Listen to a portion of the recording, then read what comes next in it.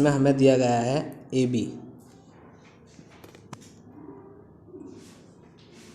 B जो कि है हमारा 6 सेंटीमीटर का। ए बी हमारा 6 सेंटीमीटर का है और उस पर एक ओ एम लंब डाला गया है, ठीक है, जिसमें ओ एम हमें नहीं पता है कितना है, ठीक है। हमें वृत्त की त्रिज्या दी हुई है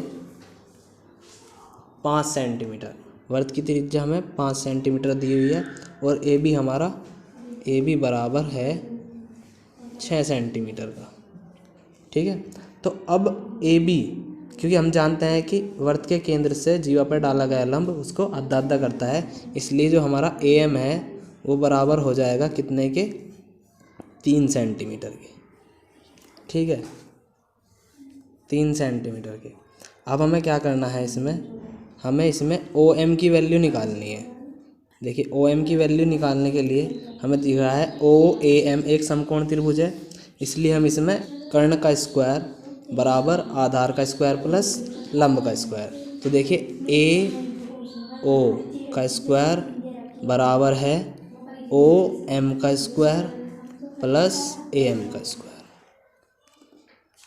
अब हमने यहाँ पे लिखा 5 का स्क्वायर बराबर ओ एम हमें निकालना है, तो यहाँ लिखा ओ एम का square plus A M square. A M हमारा है 3 का स्क्वायर। अब देखिए ओ एम, इस 3 के स्क्वायर को हम इधर लेके आ जाएंगे और ये होगा हमारा अब 25 - 9 बराबर ओ एम का स्क्वायर, ठीक है। अब क्या करेंगे, 25 - 9 बराबर 16 और ओ एम कितना आ गया, ओ एम का स्क्वायर बराबर आ गया 16। अब देखिए ओ एम बराबर कितना हो जाएगा, √16, ठीक है, √16।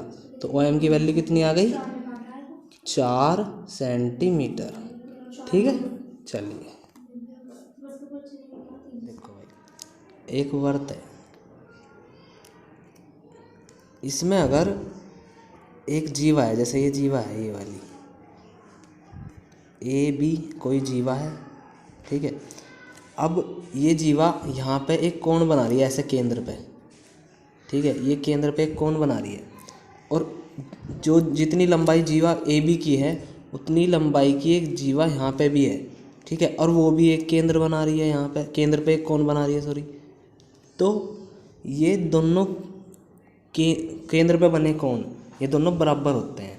अगर ये दोनों जीवा है, जैसे कि ये वाली जीवा और ये वाली जीवा दोनों क्या हैं, बराबर हैं, तो अगर ये दोनों जीवाएं केंद्र पे कोण अंतरित करेंगी तो कैसे होंगे, वे दोनों बराबर होंगे, ठीक है।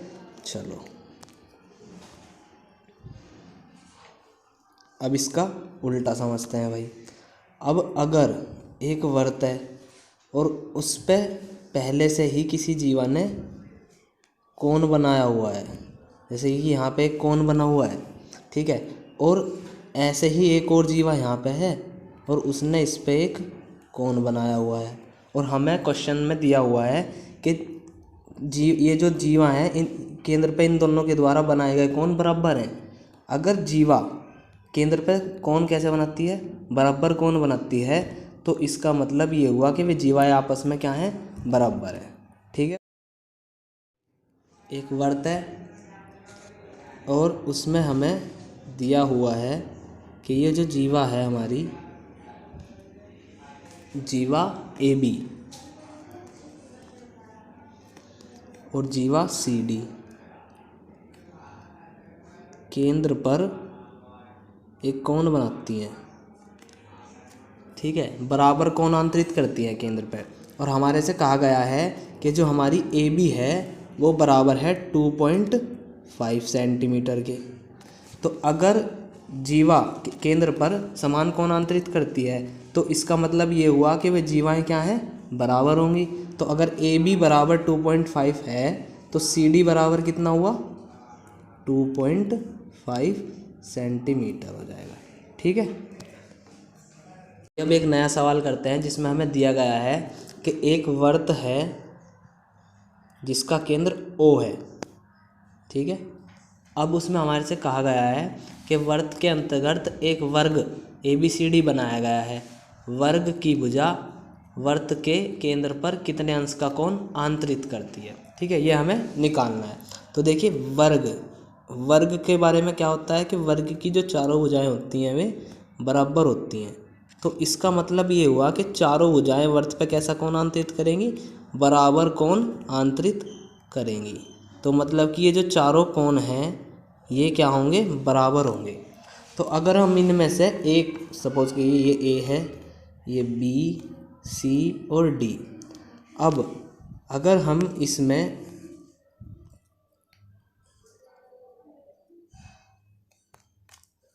एक कोण को x मान लें, यानी कोण COD बराबर मान लिया हमने x है, तो सभी कोण x के होंगे। तो इसमें हमें कितने कोण दिखाई दे रहे हैं, 4। तो हम इसमें लिखेंगे x plus x plus x plus x बराबर 360। ठीक है, क्योंकि 4 कोण हो चुके हैं, गोला बन रहा है वहाँ पे एक वर्त, इसलिए क्या बन जाएगा वो 360 का सबका योग बन जाएगा। अब हम इसमें क्या करेंगे,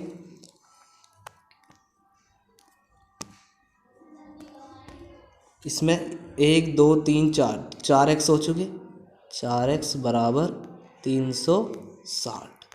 अब x बराबर हमारा क्या हो जाएगा, जब हम उसको 4 से डिवाइड कर देंगे ये हो जाएगा 4 निम 36, 90 आ जाएगी x की वैल्यू। तो वर्ग की एक भुजा के द्वारा जो वर्त के केंद्र पर कोण बनाया जाएगा वो कितने डिग्री का हो जाएगा, 90 डिग्री का हो जाएगा।